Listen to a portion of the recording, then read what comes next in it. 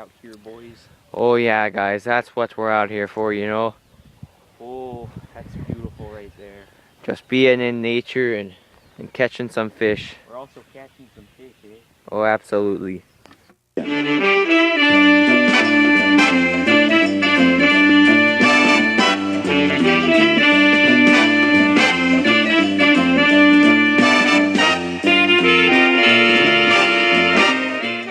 Fishin' Eh?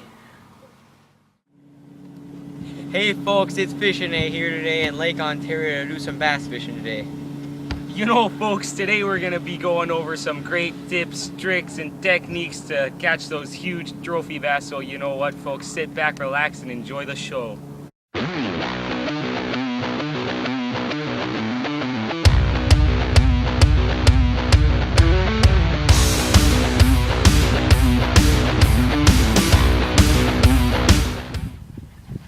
Oh, here we go, ladies and gentlemen.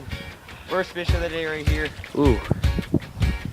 We're worming all the way up the line there. There it is, first fish of the day.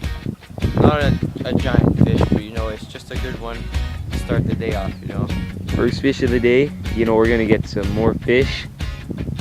We're gonna go fishing. It's gonna be a great day. It's an absolutely great day. Alright, folks.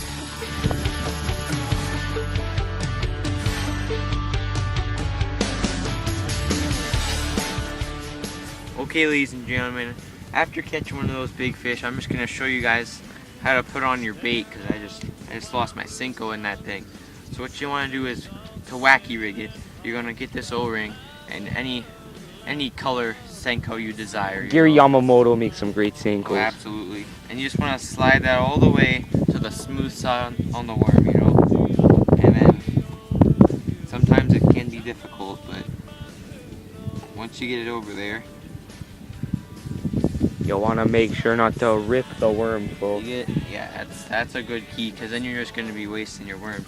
Then you want to get a hook like so, and you're going to put it right through the O-ring without make sure you don't cut that O-ring.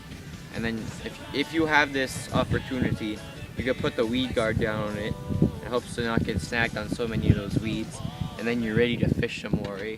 Okay guys, we got Brian here with a good fish, you know. Pull him in off the tule over there.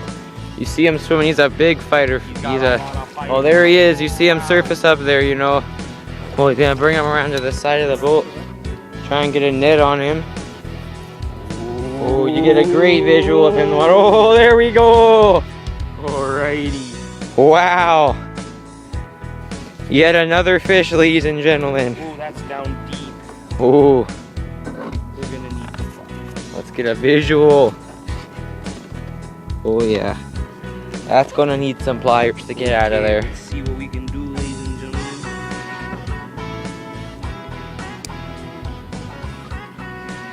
And that's a great fish. Can you explain to the people how you caught that fish there, Brian?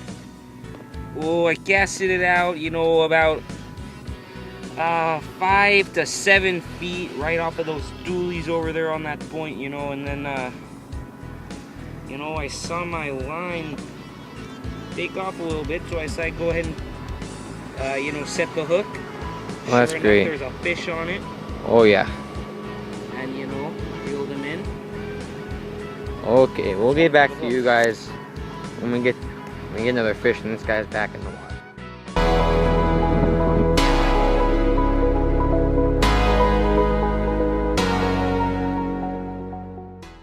Hey folks, so today what we're doing here is we're fishing the Wacky Wig Senko, and what we're gonna want to do is you take your Senko, you're gonna want to reel it in about 1.5 feet or a foot to the rod tip, and you're gonna want to sit here and go ahead and cast it out there.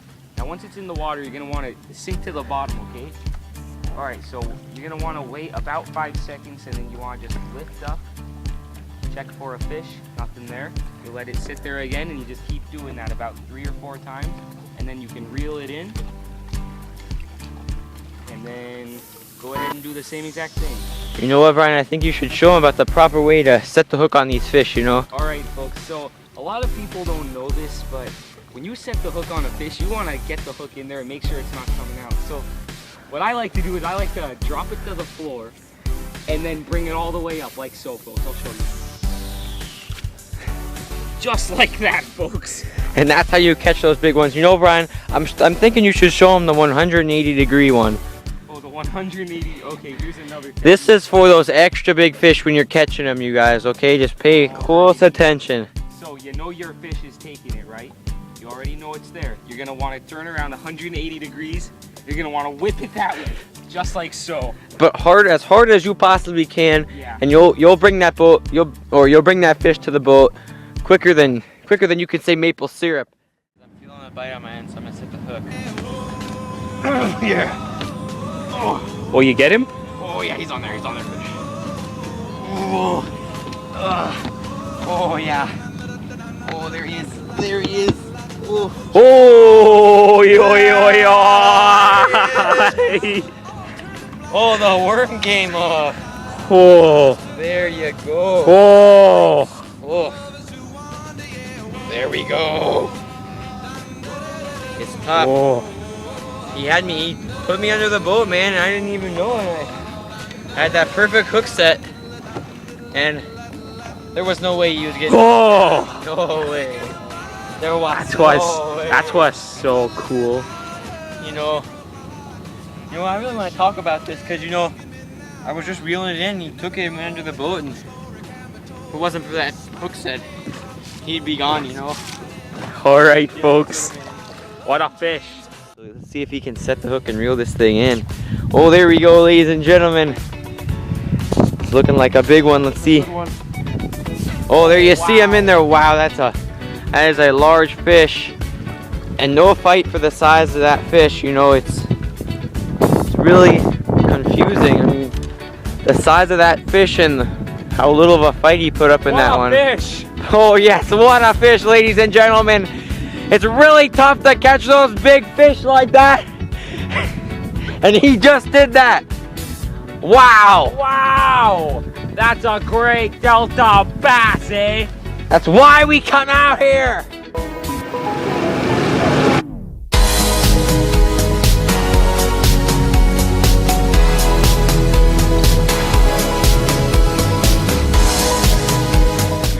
Successful day of fishing on the CA Delta here. We got some great trophy fish and gave you some tips to work on your own fishing needs. One more thing, Ryan. You know what, guys? The one last thing that we want you guys to remember is keep on fishing, eh?